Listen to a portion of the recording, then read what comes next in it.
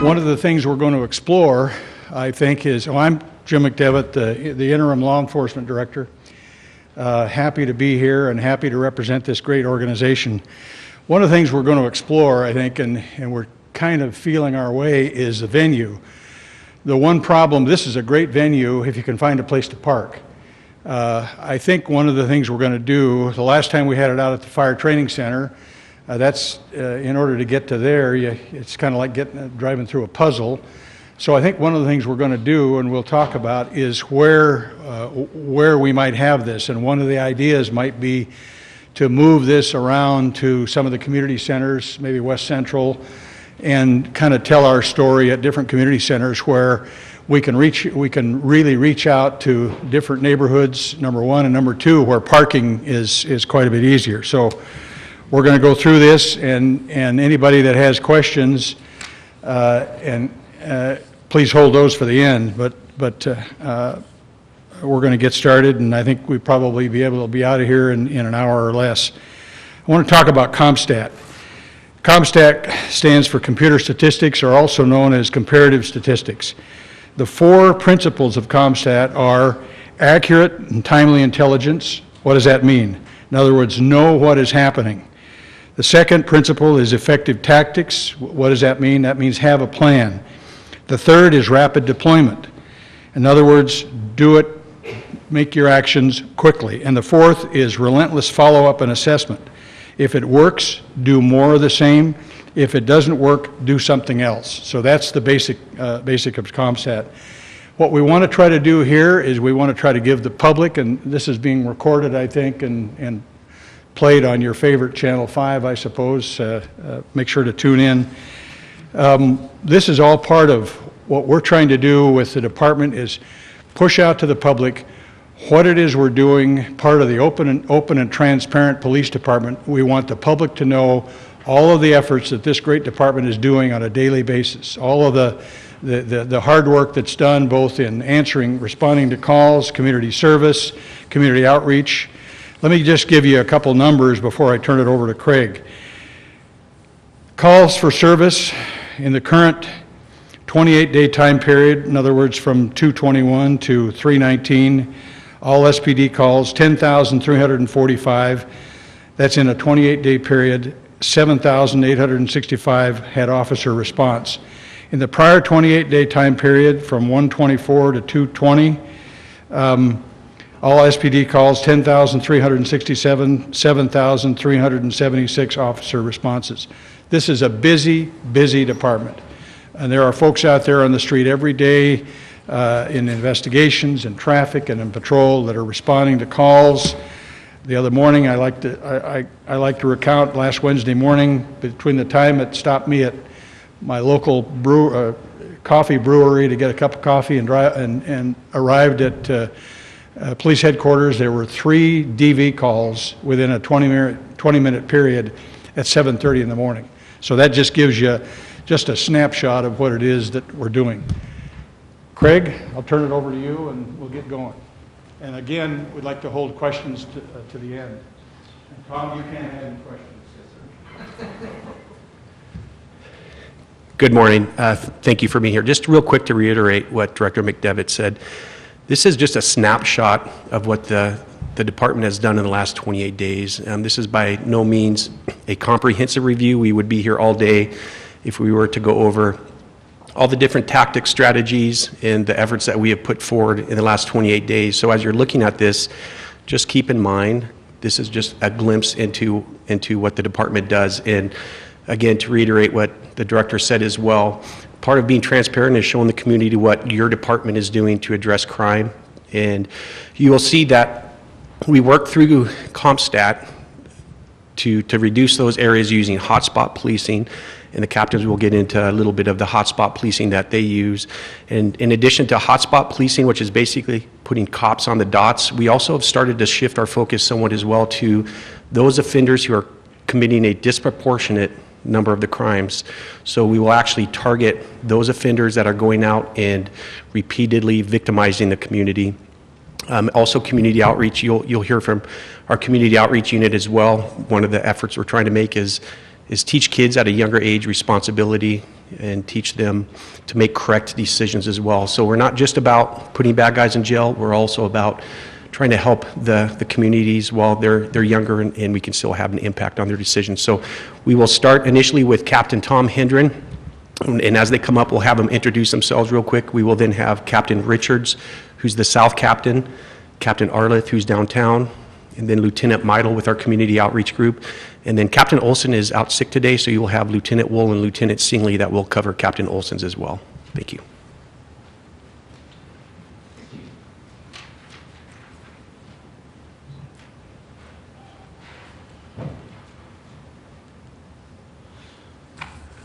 Good morning, everybody. My name is Tom Hendren. I'm the captain for the North Precinct. Been there since January as the captain. Been in the precinct since September of last year. So list of the personnel that I have that work directly for me out of the precinct. My 3 detectives, my lieutenant, and my 4 neighborhood conditions officers, as well as my desk officer who also is working on some crime prevention issues for us. So the way I do it with North, we have a lot of incidents. It's a big area. It's a very busy area. I tend to break it down week to week when we do our monthly meetings to explain what we saw and how we responded. So for the first reporting period we had during this Comstat period, ending on February 20th, going into that we'd observed a significant increase in some of our property crimes in the area of Standard and Lyons, and that area has been fairly active for the last couple months. In the prior 7 days, we had 4 res burgs, robbery, and 3 vehicle thefts in that hotspot area. We'd also been observing some activity in the area of Crestline and Wellesley related to residential burglaries, primarily of vacant homes. So we had established hotspots in those 2 areas. The results coming out of that first week of this reporting period is our property crimes remained flat across the north side, or excuse me, violent crime remained flat, and our property crime was up a percent week to week. In the hotspot, we actually had pretty good success. We did have 1 residential burglary that occurred on the border of the hotspot, but we have identified, we think, one of the primary subjects involved with a lot of that criminal activity. However, that subject's a juvenile, so I'm not going to address too much with that individual, and we are working with the juvenile prosecutors to try to deal with that subject. And then the northeast hotspot, we still had another vacant residential burglary that occurred, 1 prowl and a theft, but we did see a reduction in the number of incidents from the week before. Going into February, or the period into February 27th, we had observed prior to that week that we had a rash of vehicle prowling and commercial burglaries occurring in our Nevada, Lidgerwood, Bemis area up off of Francis and Perry. This is mostly overnight, and that's been an area that's been off and on as a fairly active area for that kind of activity. And during the prior 7 days, we had 6 vehicle prowls and 2 commercial burglaries, as well as an attempted robbery in what we had identified as a hotspot. And we also had a location around the area of 3000 North Division that's been very active. Our patrol or Compstat reports from the teams coming in daily, we're noting a lot of activity, a lot of criminals being observed at this location. There are numerous contacts and arrests being made by patrol. We also saw that property crime surrounding this area was on the increase, and it impacted all 4 of our areas. We are also addressing a vehicle prowling trend on the northwest part of Spokane that we put out information on, as well as we had a big malicious mischief crime spree, basically, in the West Central and Emerson Garfield neighborhoods. My NCO, Tracy Ponto, worked that case. We had roughly 30 victims over a 3-week period. She ended up arresting, I believe, 7 juveniles in that case and charged them with multiple felony counts. So the results coming out of that, both our property crime and violent crime remain flat. Our Part 1 crimes were down 10% in the 28-day comparison. So we're trending okay. We're not seeing a big increase during that time frame. We saw double-digit reductions in our northwest and northeast areas. In our West Central and Emerson Garfield neighborhood, our property crime remained flat, but Nevada Lidgerwood, our P3 area, saw almost a 20% increase in the week-to-week comparison. But it was still down 20% in the 28-day comparison. So we decided to focus on, our hotspot emphasis in the Nevada Lidgerwood area. We saw 1 residential burglary occurred and a vehicle theft, both on the northwest edge of the hotspot. But in the area where we'd seen the majority of the activity, we saw nothing. In our northwest hotspot that we were focusing on, North Division, continued to produce a lot of good arrests, intelligence, and information that we were able to act on related to other crime trends within Northwest. So ending March 5th, going into that, we'd started hotspots on the 1st in the area of Lyons and Standard again in Nevada Lidgerwood. And this is due to, again, vehicle theft, vehicle prying, and residential burglary being part of our problem there. Also, our Nevada Lidgerwood area was seeing the largest increase in crime over the previous week. We maintained our hotspot around 3000 North Division, and based on all the information, contacts, and arrests that were coming in. And then we had a focus on the State B tournament area around the arena, trying to address what we historically see as a high vehicle prowling concentration during those type of events. So the results that week were very good. I wish our report would have ended after this week. Our property crimes were down 15% in the week-to-week comparison, 9% in the 28-day comparison. In Nevada Lidgerwood, which is our most active area on the north side, we saw a 47% reduction in our property crimes in the week-to-week comparison. And a big part of that was we saw a 50% reduction in our larceny category, which is primarily our vehicle prowling issue. In our hotspot, we only have one garage burglary up in the Lyons and Standard hotspot. Once again, when we get our resources up there, we see a reduction in the number of incidents, and we actually did recover the stolen property on that. Patrol did, I should say. The Northwest hotspot remains active, but it was still producing a lot of good arrest and intelligence for us. And then a big success from our standpoint was the State B tournament. We had no reported vehicle prowlings come in during the State B tournament. That doesn't mean that any didn't occur. There may have been some that occurred that weren't reported, but we didn't have any reported. And our patrol emphasis on that were outstanding. They had numerous contacts and arrests of subjects we know are active for vehicle prowling in that area. So our last report, correction, not quite our last. This reported period ending on March 12th, we'd observed going into that week that the area around 840 West Cora, which is an apartment complex on the northwest side of Spokane, had been very active. We had recent intelligence that identified a couple of subjects we know are active property crimes offenders that we believe were living there. Around that area over the previous 7 days, we had 3 reported vehicle prowlings and 3 residential burglaries, all in a very tight concentration around that location. We also observed that the northwest corner of the west central neighborhood, down in the area of Mission and A Street, it's been up and down for activity, mostly vehicle prowling overnight, but we had a big spike of residential burglaries that occurred during that week, and a lot of them were overnight and occupied residential burglaries, which are a huge concern for us because of the potential for somebody getting hurt. So we focused on that area. Coming out of that, we saw that our Part 1 crimes were down 7% in the week-to-week comparison. Our northwest property crime was flat. Our west central and Emerson Garfield property crime was down over 15%.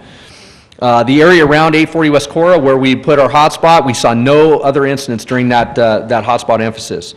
And then we did have one incident that occurred. It was a vehicle theft on the border of the hotspot in the west central neighborhood, but the residential burglary spree stopped. So the last reported period, once again, I wish this one wouldn't have been my last one for this report. We saw a 25% increase in Part 1 crimes in our Nevada Lidgerwood for the reporting period ending on the 19th. However, we're still looking all right when you look at the 28-day comparison. And we decided to put a hotspot in the area of Nevada and Magnesium up in that area to address some issues with commercial burglary as well as vehicle prowling. We saw that our property crime was down in our west central and Emerson Garfield neighborhood, but we did see a cluster of vehicle prowling occurring around Monroe and Indiana, so we set hotspots to address that. Patrol wanted to maintain the hotspot we had at 3000 North Division, thanks to a lot of the contacts and arrests being made there, and we once again had a focus for the NCAA tournament there.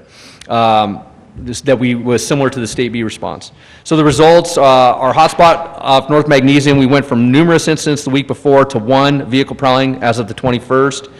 The P2 area where we had a hotspot, we did have 1 commercial burglary in the hotspot, but the vehicle prowling had died off. And we had, as of the 21st, no reported vehicle prowlings associated with the NCAA tournament. So once again, very excited about that. And I guess I should catch you up with my slides here. See, that's what happens when I'm trying to do everything by myself here. So, the new hotspot emphasis going into this week, we saw an increase in property crimes again in Nevada Lidgerwood and our Logan neighborhoods. Our Logan neighborhood had been really quiet for the first part of this year. Our crime rates were down clear across the board, but we saw a big spike, a big concentration of vehicle prowling and vehicle theft occurring down there. So we're setting a hotspot up in the area of Lincoln and Magnesium Road between Division and Nevada, and 1 in the Logan neighborhood between Ruby and Columbus and Mission to Indiana to address those issues. So our latest data where we stand right now for the north side. Our violent crime was down 72% in the week-to-week. That does not include, obviously, what happened on Sunday night. We did have a north side homicide again, which I think all of our homicides this year have been north. That'll be addressed in our next Comstat report. We were down 5% in the 28-day comparison and 11% in the year-to-year when it comes to violent crime. Property crime, though, was up dramatically last week. This was a very bad week for me. I lost even more hair, and I'm down. It's getting to be bad if this continues. We saw that it was up 25% in the week-to-week. The 28-day comparison, it's down 5%, and we're up about 10% in the year-to-year across the north side when it comes to property crime. And vehicle theft and vehicle prowling are the issues driving that. Also, if you look at our Compstat report, commercial burglary actually showed we had a significant increase.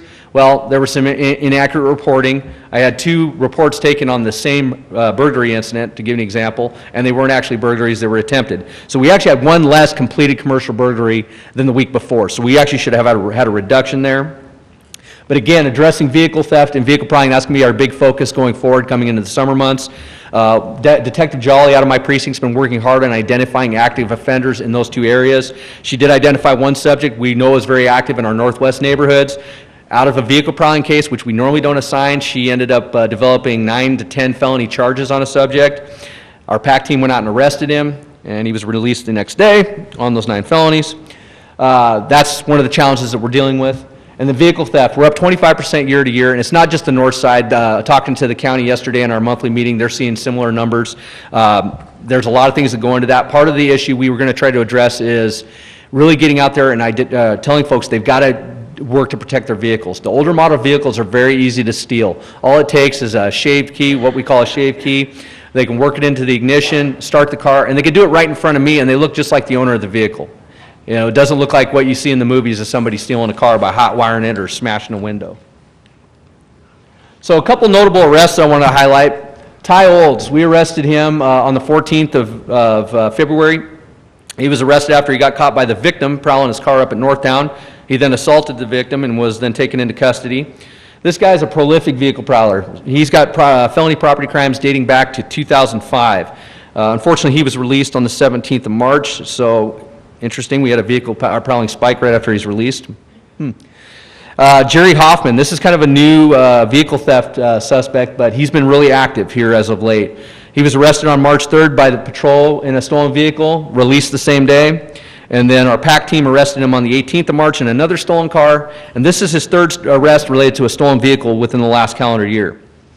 Mr. Tipke at the bottom there, he was arrested by PACT on the 17th of March. This is after Detective Jolly developed the several felony cases out of a vehicle prowling investigation. And like I say, he was released then on the 18th. These 2 subjects, Miles Miller and Daniel Jones, this actually started, we had a spree, car prowling spree. It was on To Catch a Thief and a couple other different websites discussing the rash of vehicle prowlings on the northwest Spokane. Miles Miller was identified through some surveillance photos by Detective Jolly as being one of the suspects. Our PAC team, led by Sergeant Eckersley, worked this case. They ended up developing 9 to 10 felonies on both these subjects and arrested both of them and put them on jail. So Miles Miller and Daniel Jones. Thing is, you look at Miles Miller, his most recent booking was back in January for 2nd-degree theft and vehicle prowling. Not getting the message. And Mr. Jones, he has an extensive record dating back to 2010, all with property crimes related activity. But these guys weren't just isolated 5 Mile. We have information they're doing vehicle prowlings all over the city and into the county. So some of the community outreach, we actually went through, I attended numerous things as well as members of my precinct. Example, I got 2 members from Excelsior here. We just did a septet evaluation on the 17th, provided them a report to help identify how we can better secure that facility to help protect those kids, and we're trying to work in collaboration with those folks. I attended the emergency department referral meeting with Providence Health again. I took a tour of the Boys and Girls Club at 544 East Providence. We're looking to try to collaborate and work with them and trying to expose the kids to some of our officers and on a non-confrontational situation and get to see us in a different light. Had a follow-up visit on the 10th of March with them.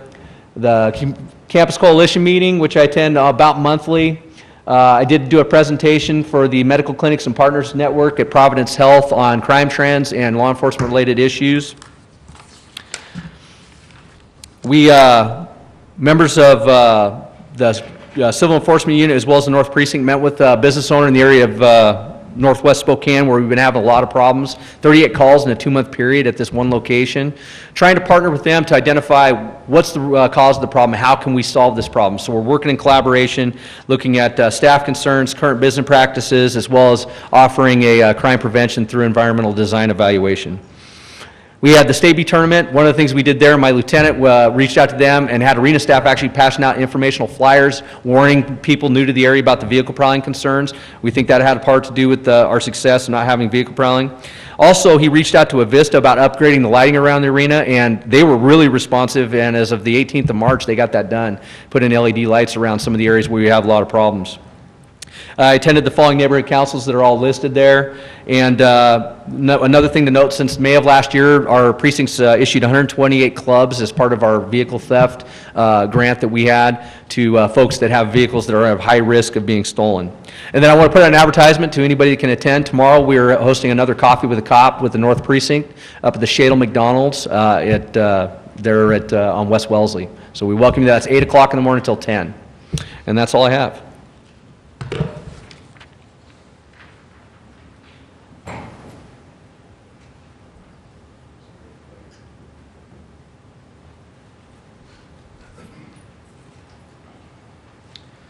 Good morning. My name is Dave Richards, captain for the South Precinct. I've been there for about 2.5 years, and we are at 2116 East First right now, sharing a location with Department of Corrections. Here's currently the staff for the South Precinct. I've got 2 investigators and 2 neighborhood conditions officers. Make sure we get the right one here.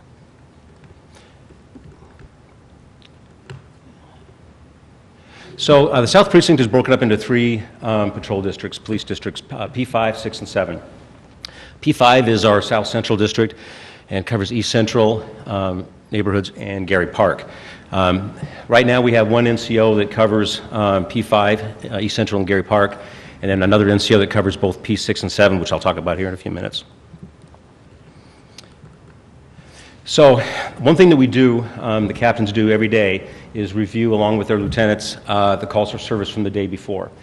And what this gives us is that timely information that we're looking for as far as how are we going to respond, what trends are we seeing, what waves of crime are there occurring in our area, and maybe some ideas of what we can do about it.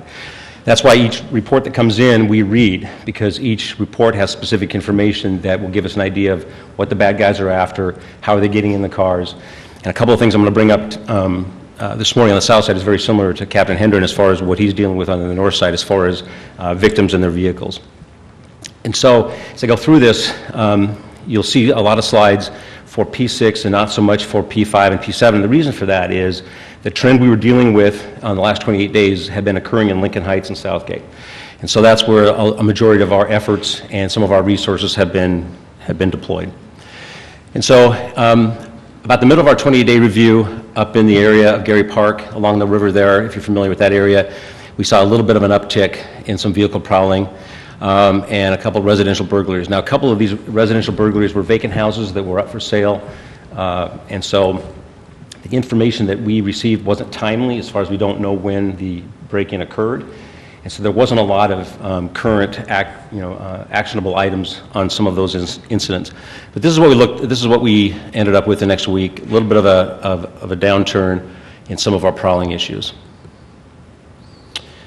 East Central, out on the East Spray Corridor, and I'll talk about some stats for East Central here in a minute. Some really good work guys have done out there and made a big difference for the people that live out there, the neighbors and the business community.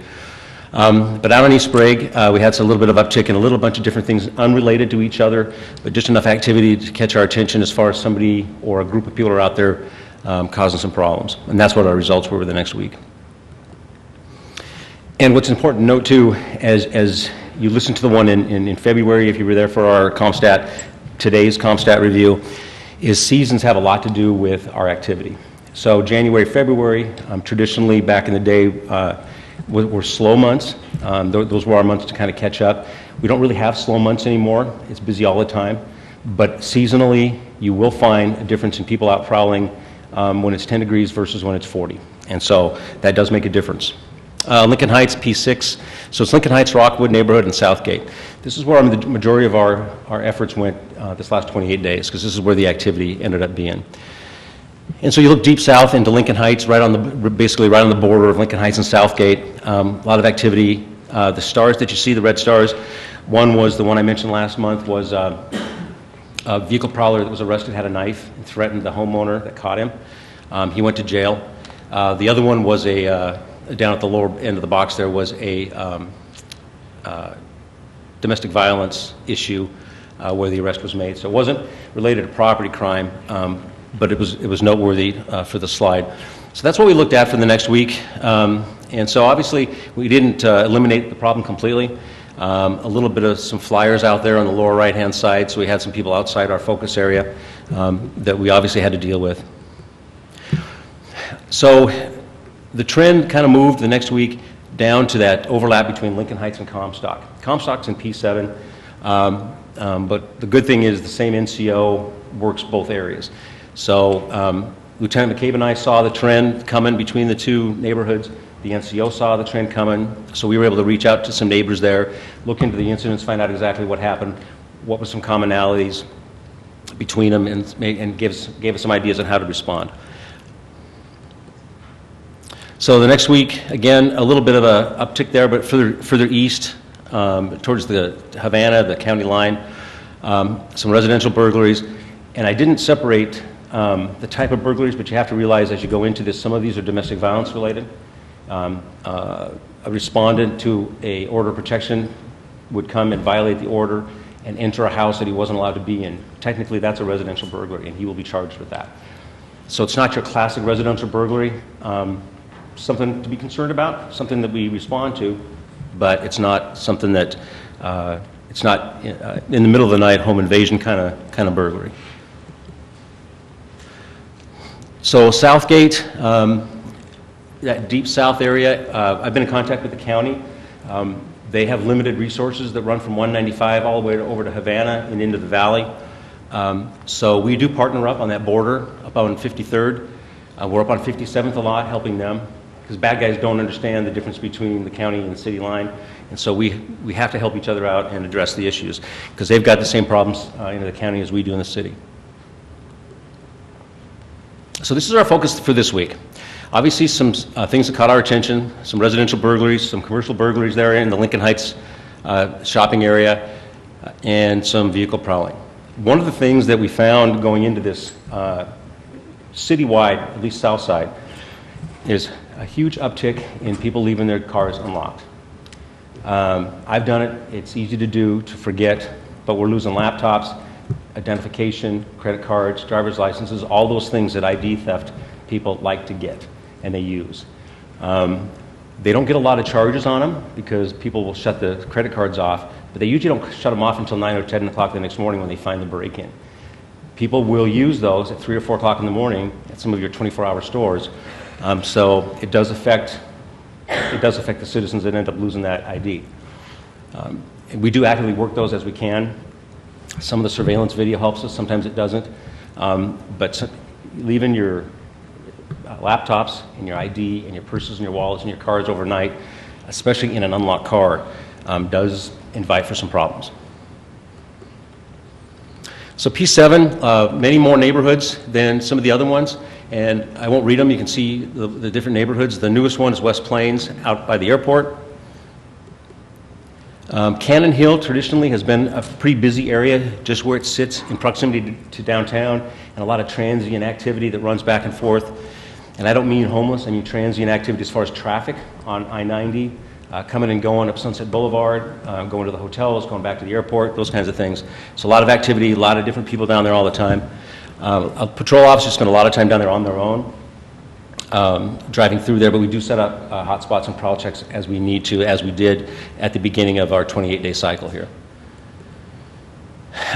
Just this week, you can see the uptick in activity there. Obviously, we don't know the results yet, but we're going to pay attention to what's going on and reach out to some of those victims of those residential burglaries and the vehicle prowling. Again, I talked about seasonal differences. We talked about people hardening their targets as far as their homes go. What I've seen, and I'm sure Captain Hendren and Captain Arla have seen this as well, is we'll recover a stolen car, and the homeowner or the owner of the car will decide either to have it towed or to leave it there. Many times, and I don't blame them because it's expensive, they'll leave it there. The problem is within the day it takes them to get it back, it's stolen again. And so you have a car that's been stolen multiple times that shows up on our stats as 2 different vehicle thefts, which it is. But as you talk to your friends, if a car is stolen and it's recovered, do what you can to go get it, because it's probably going to get stolen again. There's a good chance, especially if those mid-90s Hondas, Subarus, those ones that we've identified as easy targets. So just some food for thought. Same tactics that we talked about last time, neighborhood focus. We follow up with the affected residents and the businesses as we can. We call special board meetings with the neighborhood council meetings as needed if we have some specific targeted messages for that neighborhood. We always attend the neighborhood council meetings. The directed follow-up are basically is the investigative assets, whether it's from the South Precinct or we reach out to Captain Olson for some folks in his division. External feedback, what I meant by that was the arrests that we make and what the bad guys say. A couple of the arrests that we've made in the South Side is Danielle Wozniak. She was arrested for garage burglary. On March 3rd, she was arrested for burglarizing a house. 3 days later, she was arrested for burglarizing a garage. And she's still in custody, believe it or not, so she's been in jail for a while. This one and these other ones were, I believe, the direct result of patrol officers being in the area at the right time because they know what's going on. Each day we'll get Comstat reports from the patrol division about what they're seeing out there night to night, day to day.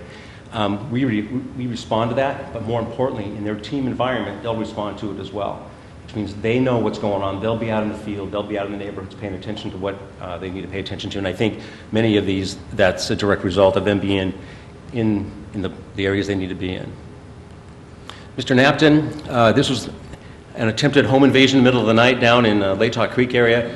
Attempted to make entry into this house, saw the homeowner get up. For whatever reason, Mr. Napton decided it was important to come back and try it again. This time the homeowner was awake and followed him to where he lived. And then we responded fairly quickly and took him into custody. He was released, arrested on the 25th of February, released on the 8th of March on his own recognizance. He promised to come back. So, Mr. Fedden, same type of thing over in Brown's Addition, at an apartment complex. They were doing some construction over there, and he showed up and decided he wanted to take things that didn't belong to him, and law enforcement was called, and he went to jail for second-degree burglary, and he's still an inmate as well. So other arrests have been made, but these are the kind of guys that affect South Side. They go north, they affect downtown, so they're not neighborhood specific, but they travel around and they look for easy targets. It didn't work out that well for them this last 28 days. This is just some of the kind of a recap of the neighborhood councils that we have, that we go to each one of those from the South Precinct personnel. We'll attend every one of those, whether they're a monthly meeting, a quarterly meeting. Some of them are just during the fall and winter and spring months, but we will attend all of those and are in constant contact with their respective presidents and executive boards. Our outreach, a couple of new things that we've done this last 28 days. We're starting some walkthroughs of South Perry District now. The weather's more conducive to it. The East Sprague Corridor business chunk from probably like Perry to about Altamont, where all the businesses are. We're doing walkthroughs there now. One of the new things is the SCC School of Advertising and Marketing. We met with them. They had some students put together a presentation for the East Spokane Business Association people. I was there for the presentations. And in the renaissance of East Sprague that they're going through, and a lot of things that they're going to be looking forward to in the next year or so, part of it is, what does East Central want? What do they want to be known for? And so these marketing students came up with some great ideas, and so we're going to probably cherry pick ideas from each one of them and make that part of our campaign. It was real interesting.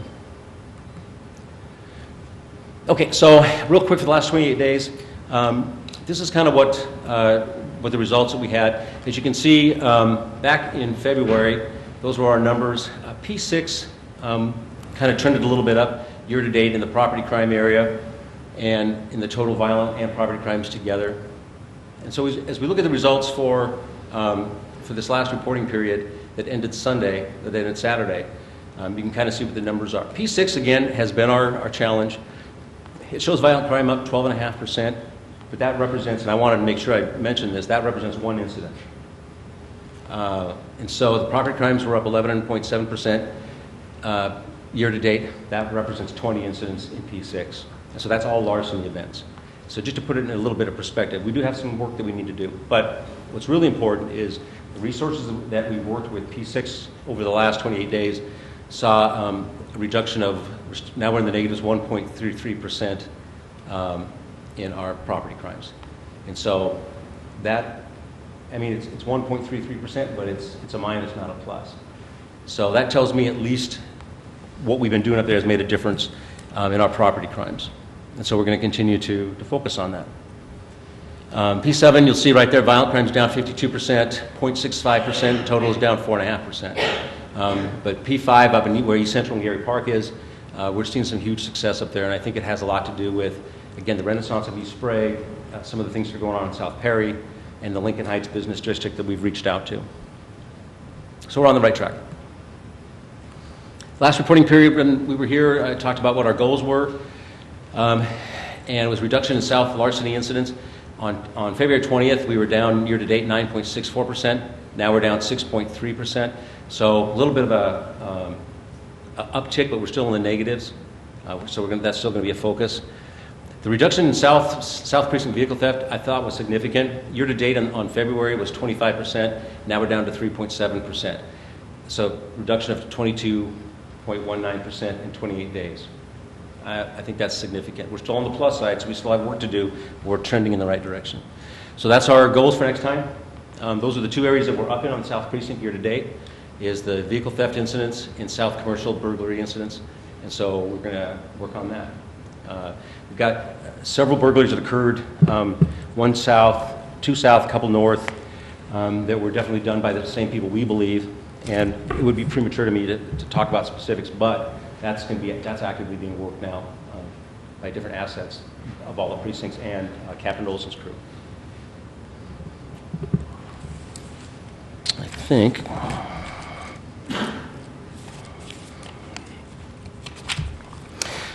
Oh, one final thing.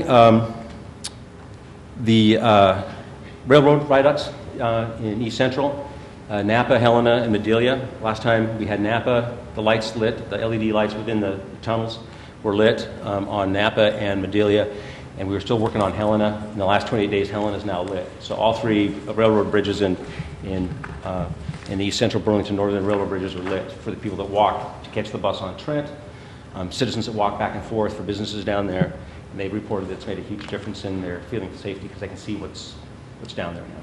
The next goal is to have the lights on 24 hours a day because it's still dark down there. So that's what we got going south. Thank you.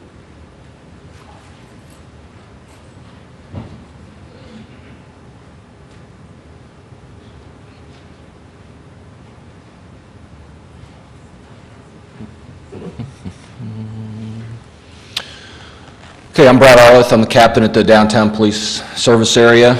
I know we've got investigations and community outreach to go, so I've prepared kind of a broad overview of some of the things that we're working on and things we've done, so I can be all about brevity today.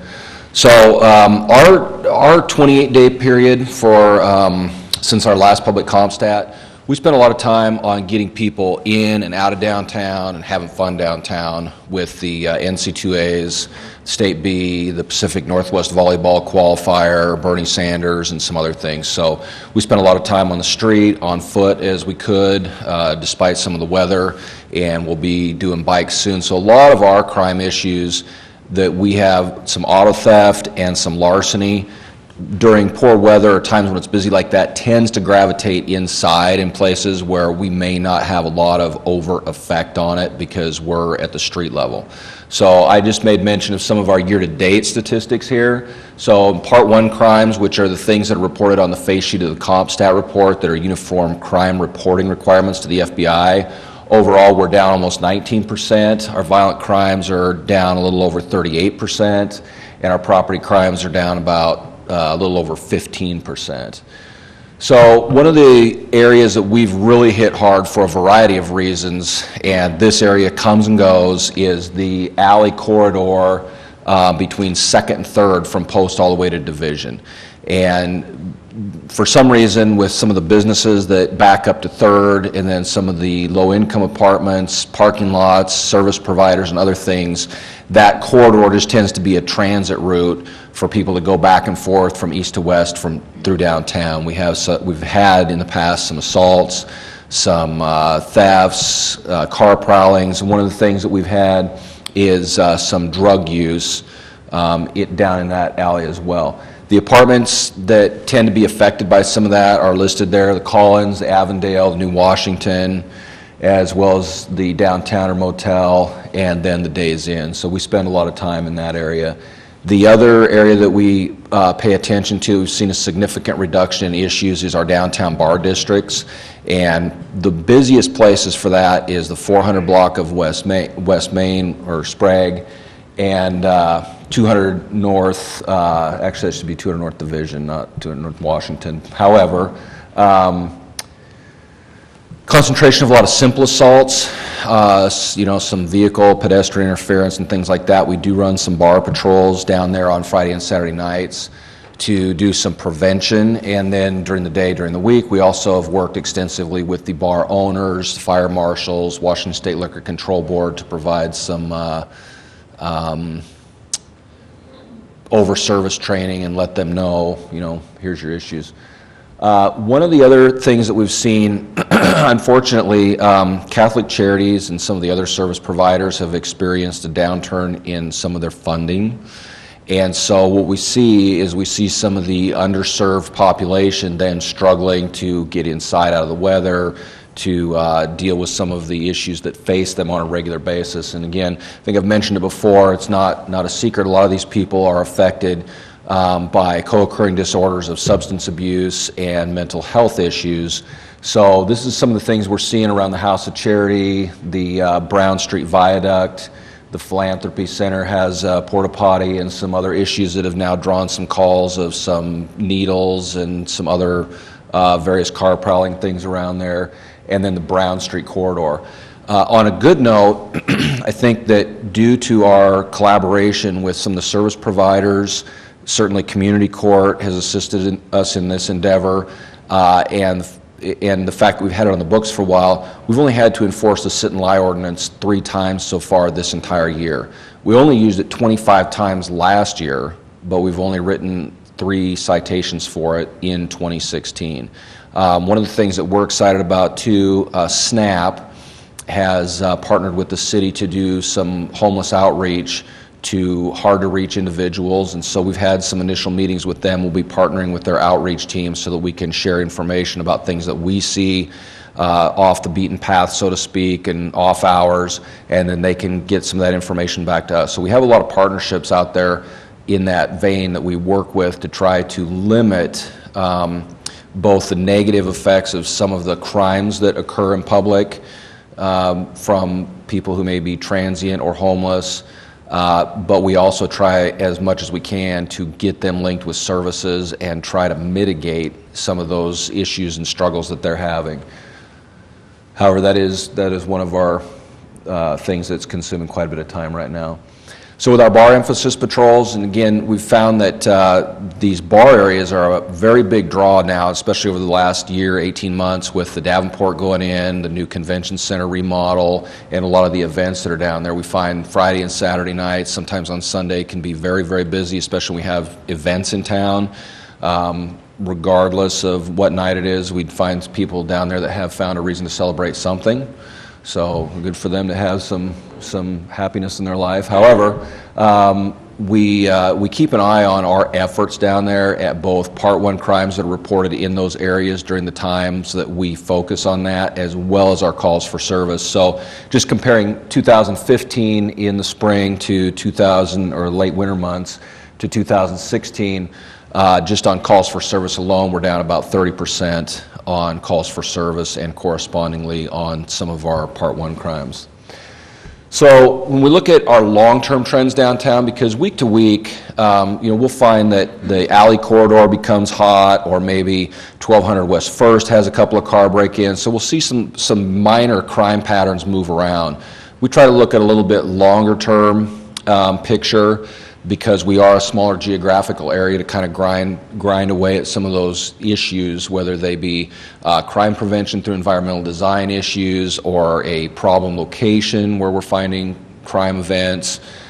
So this is a map out of our Bear Analytics software that we use, which we call ATAC. It's termed ATAC raids. So for this year so far, all of the Part 1 crimes that appear on the face sheet of our Comstat report, this is kind of our hotspot map. And these things really occur around the downtown shopping core, kind of main and post area, and extending to the east, of course, the bar districts that I mentioned, and then the apartment complexes that I mentioned a few slides ago on the 2nd Avenue corridor. So every day, our neighborhood conditions officers, whether we have the earlier shifts working or the later shifts working, they make visits into those hot spots for 15 to 20 minutes at a time, and then they'll do some prowl checks off hours, and then we try to get out on foot quite a bit. Come April 1st, we'll be getting our bikes out and getting back on bike patrol, weather permitting, several days a week, so you'll be seeing that out there. I think I already mentioned this, bike and foot patrols, shopping core, Wall Street Plaza. We've got some new construction with some more businesses coming online, from Carhartt to one of the other stores there on Wall that's going in, as well as the STA Plaza. And then again, as soon as the weather turns and we get our mule out of storage, we'll start riding that around again. Some of our ongoing collaboration, I wish there was somebody here from COPS today. Patrick Stryker's been very helpful with the COPS organization. They run a crime-free multi-housing class, and they were able to, it used to be about 40 hours in a whole full week, which was very difficult for some of the apartment managers and rental building owners to get to. They condensed that to 2 days. And so we invited several of the managers or owners of some of the apartment buildings downtown to go to that. We sent Lieutenant Stevens, went to that, and it was very beneficial.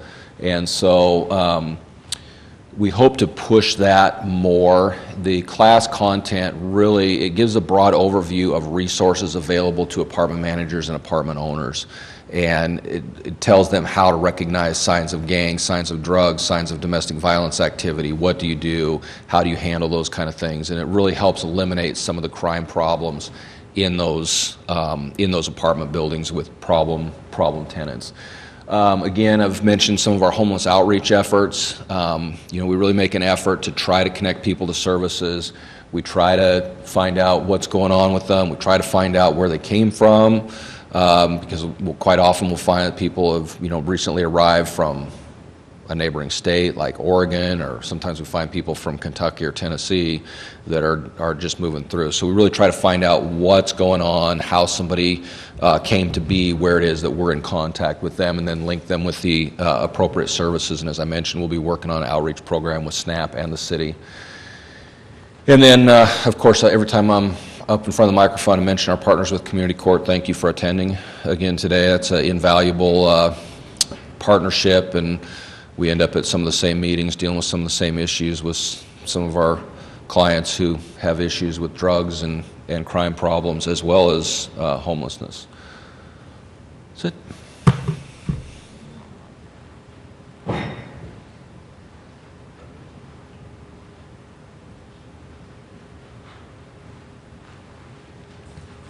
Good morning, and thank you to those who came out to watch this today. So I am Lieutenant Tracy Midell. I oversee our Community Youth and Intervention Services Unit, and I also oversee our Volunteer Services Unit. As you can see, we are a 3-person unit, so we do rely heavily on the police officers that patrol and investigate and all the different units that make up the Spokane Police Department. First, I'll talk about our Youth and Police Initiative. This is probably the most impactful program that we have right now. It really brings, in a small group, 12 to 15 youth together with police officers and breaks down barriers and stereotypes and begins to build trust in the communities. But especially when, like the Assistant Chief was talking about, when we are engaging our younger population, we can see a great impact, but also we are looking at long-term crime prevention and even trying to engage the community to maybe become a police officer as a career. So right now we're in our 20th session, and right now it's at North Central High School, and we have 14 youth in that program right now. We have had 19 sessions graduate, and with that we've connected 234 youth to 96 different police officers. And we maintain that engagement in various methods, but most recently we took some of our youth down to a career training, I guess, and from that, 5 at least so far, graduates from YPI have gotten summer jobs at Riverfront Park. So it's an ongoing engagement, but like I said, it is the most impactful. The next sessions after North Central are Rogers High School, and then we're going to Lewis and Clark, and then we'll be going to Excelsior. So we take the summer off, but that is only because we have our Police Activities League that is a highly engaged 3-park program throughout the summer. Right now, though, we are piloting a midnight basketball program at the East Central Community Center, and that has started with about 10. They're older teens and young adults, but it is really a gang prevention type of program, and it gives some of those people something to do on a Friday night from 9 to midnight when they may be otherwise out on the street looking for other things to do. So it's gone from 10 to now about 40 people that come on a routine basis every Friday night. And we were going to stop it at the end of March, but because it's been so popular, we are actually going to the end of April and then probably starting up in October again. It's very successful. We are in the process now of trying to figure out how we're going to recruit officers to attend PAL, and that is something where we actually have a lot of graveyard officers, different officers on different shifts.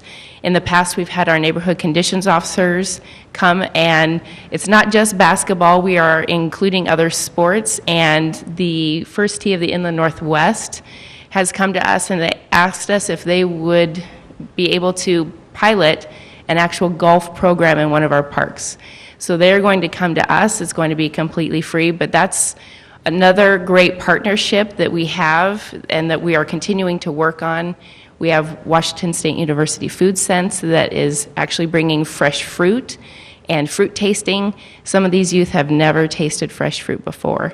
And we also partner with Spokane Parks and Rec. They offer free swimming and swim lessons to the PAL participants.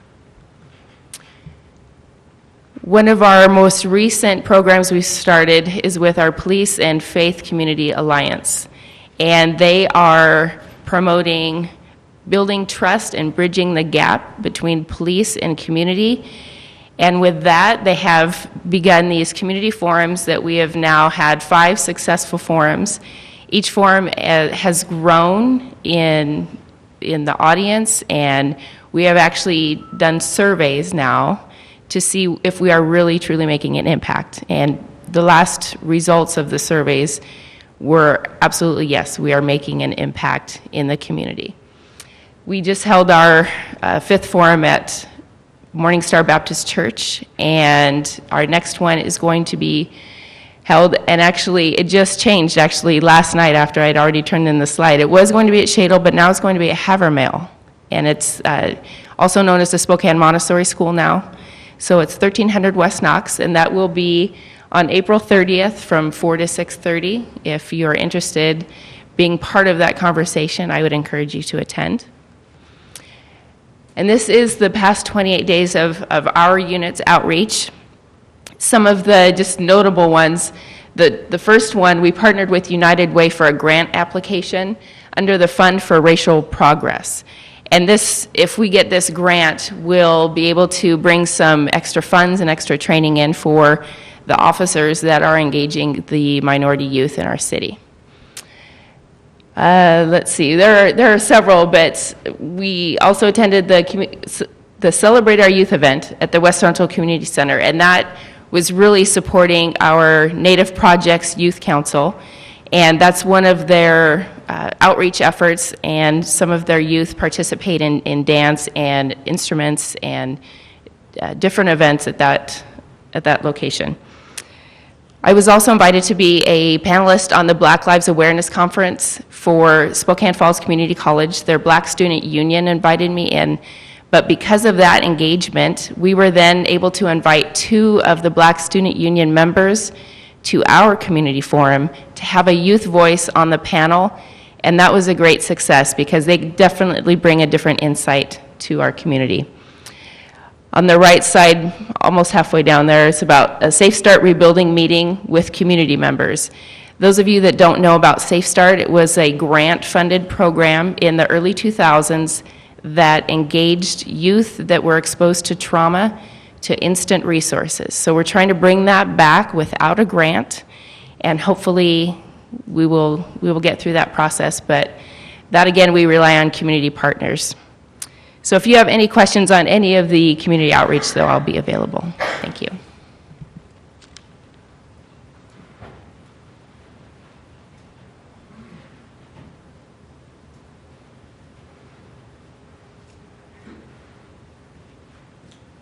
Good morning.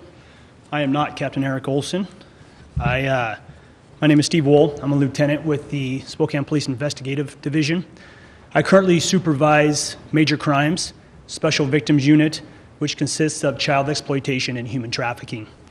I'll cover kind of a snapshot of what we've done in the last 30 days with a caveat of a lot of our investigations take some time, and so some of the things are still ongoing, and I won't be able to cover a lot of the details in some of them, but others I will. I will start with the major crimes piece. Recently we had a rash of heroin overdose deaths that my unit and patrol responded out on. And with this increase, it kind of became alarming to us. So we threw a lot of resources at it to try to figure out what's going on, why now is this increasing, and what we can do about it.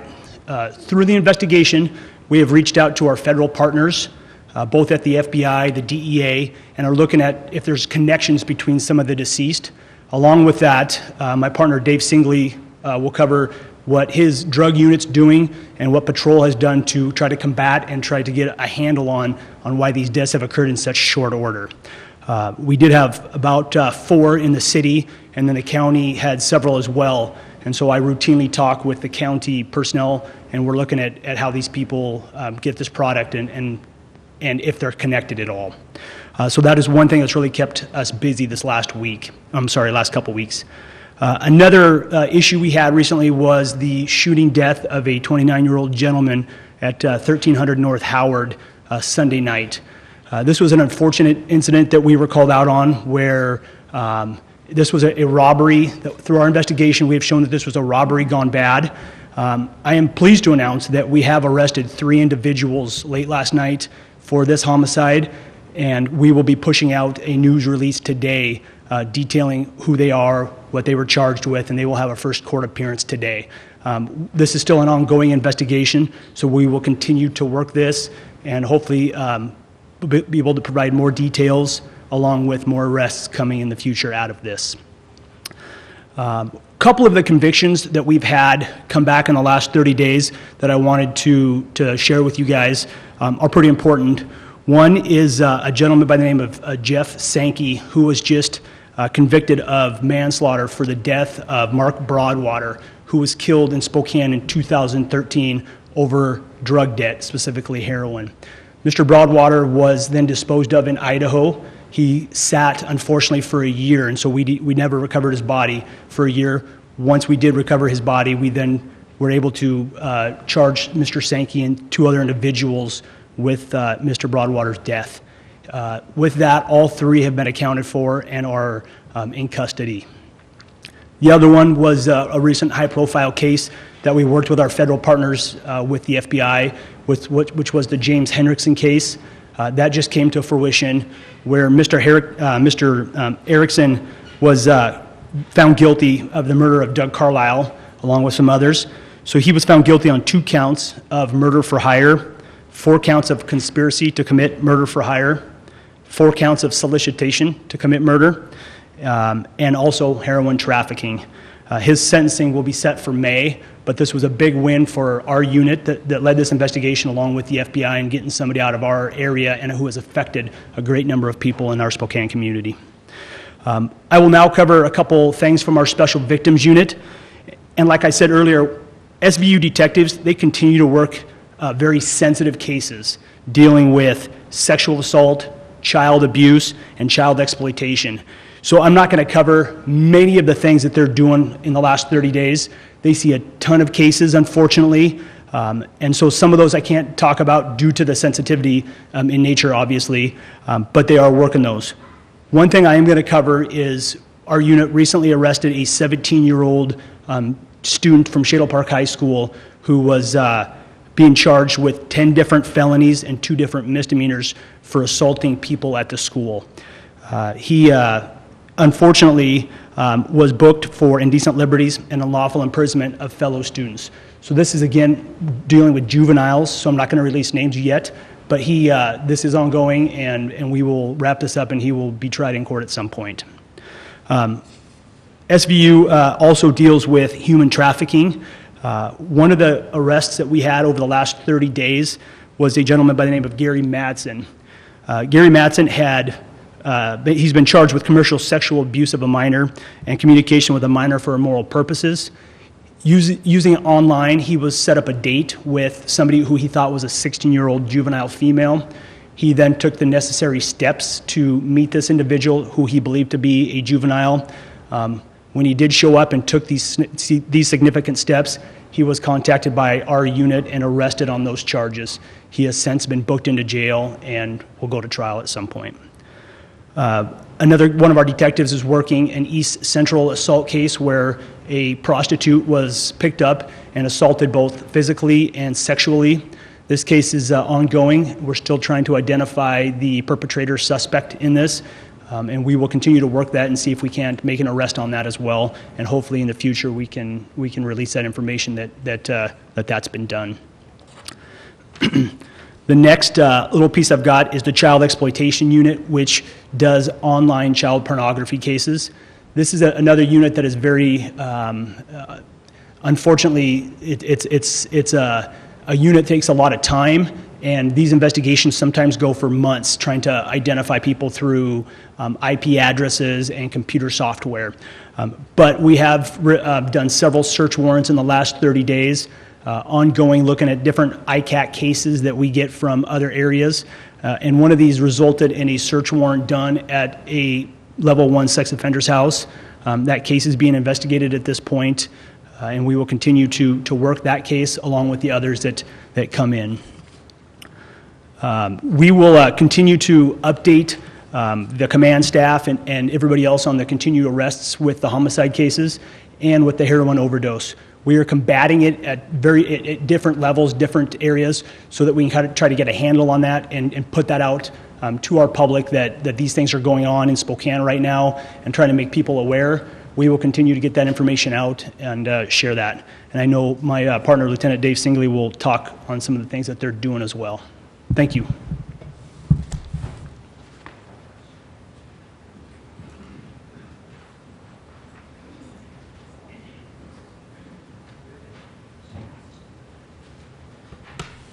Good morning. I'm Lieutenant Dave Singley. I work in investigations with our Tactical Operations Unit.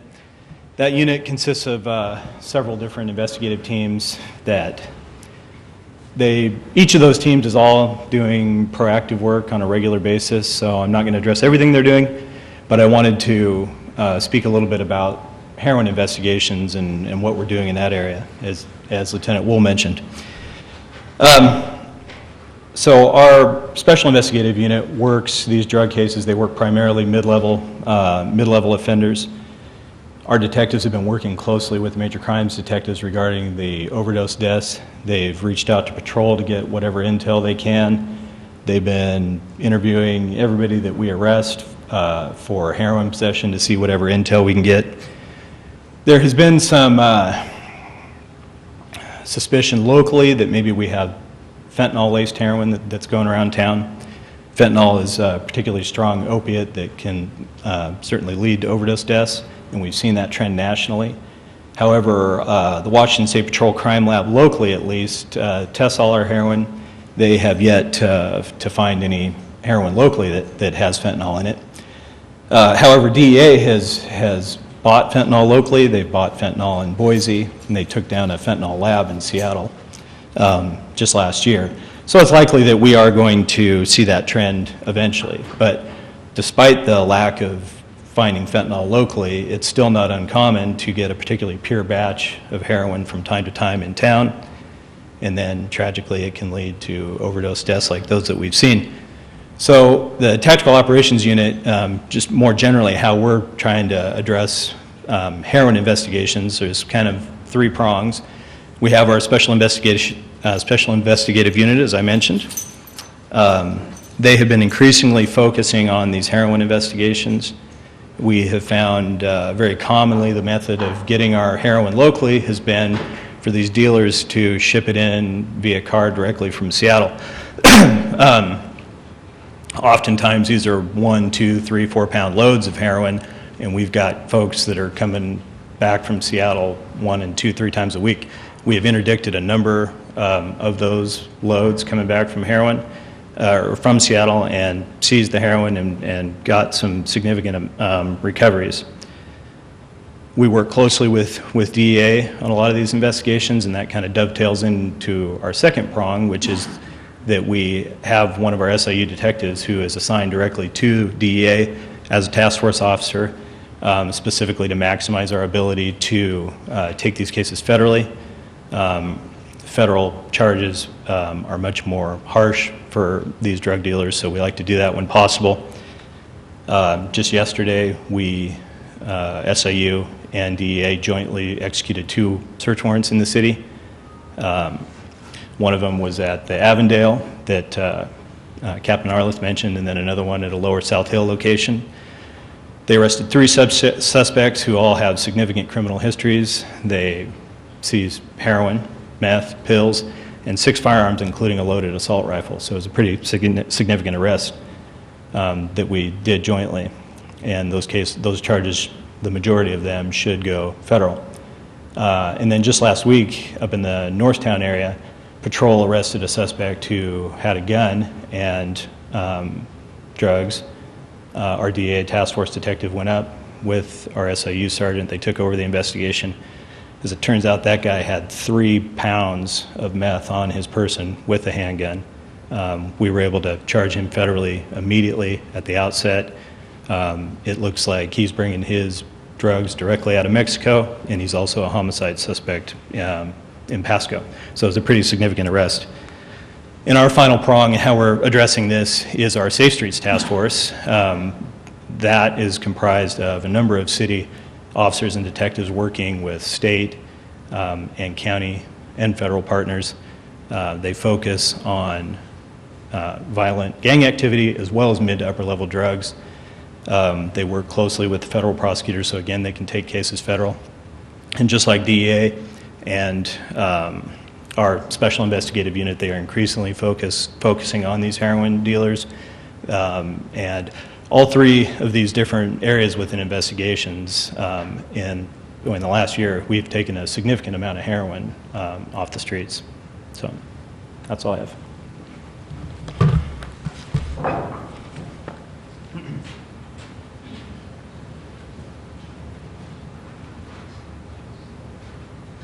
Great, thank you very much for coming, everybody. And I think there's a couple of really good takeaways. First of all, I want you to see what a talented group of people that you've got working for you here and every day, 24/7.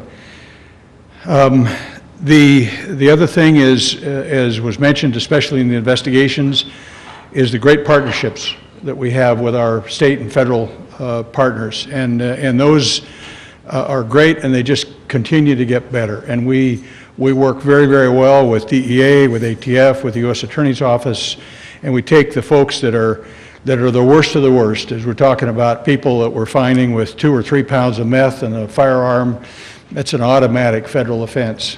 Drug dealer with a firearm, it's going to get you 3 years of, at minimum, 3 years of 3 hots and a cot in a federal institution. And those are the kinds of folks those are the kinds of violent criminals that are preying on our citizens and our youth that we just need to, jail's the only answer in that particular situation. So the partnerships are great. The community outreach, again, as Tracy said, that's an ongoing thing, trying to get the folks at the younger ages turned around, trying to get them to make good choices, and trying to get them to understand that their police force, they're part of the citizenry, and they're part of the community, and we're really looking out for the youth, especially where we can get these young people from, at the earliest instance, get them focused on making the right choices. The overdose, the tragedy, and you can say all you want, well, boy, why don't you intercept all the drugs, and why don't you take all the drugs off the street? Well, there's a significant piece of the drug problem, the most significant piece of the drug problem, because it's like whack-a-mole. And you've heard me say this before, you stamp it out here and it pops up here, and it comes in onesies and twosies and in grams and ounces and pounds. We don't intercept boatloads of dope like the Coast Guard does. We're dealing with the little bits and pieces that come in that are body carried or brought in. But the real significant part of the drug problem and the overdose problem is demand reduction. If there wasn't the demand out there for drugs, there wouldn't be the supply. Because you're always going to have the supply. There's always going to, you knock out a dealer, a low-level dealer, and I guarantee there's 2 more, that are going to fit right in and start dealing hand to hand. So probably the most important part, or at least the part that is on par with the intervention, is the demand reduction. And that's the responsibility of all of us. That's the schools, that's the community, that's our outreach program. You've just got to get, when you have a situation just recently where you have a 29-year-old male overdosed and found by his parents deceased up in his bedroom, that's a heartbreaker. That is a heartbreaker. And that kind of a thing can be prevented. And it can be prevented by the combination of these great folks interdicting the supply, but also, an equal or even more important, the demand reduction side of it, and I can't stress that enough. So I'm going to close with, I told Craig I wouldn't do this, but I just can't resist. So Robert Peel was several hundred years ago, was kind of the father of modern day policing, and his 9 principles really resonate and resonate today. And the one that I would want to read to you today, principle number 7, which I think is very, very important. Police at all times should maintain a relationship with the public that gives reality to the historic tradition that the police are the public and the public are the police. The police being only members of the public who are paid to give full-time attention to duties which are incumbent on every citizen in the interests of community welfare and existence. I think that principle, announced several hundred years ago in Great Britain by Sir Robert Peel, is as relevant today as it was 200 years ago. So I'd be happy to entertain any questions, which I'm immediately going to defer to Craig, but I'd be happy to answer any questions you might have regarding Comstat. And thanks for coming. Yes, ma'am. I just have one question on the Haverhill, April 30th. Yeah. What time? 4 p.m. Thanks for coming. And again, we're going to explore, I really want to get more people involved. I think this is a great outreach, and I think we're going to explore other venues as well. So thank you very much.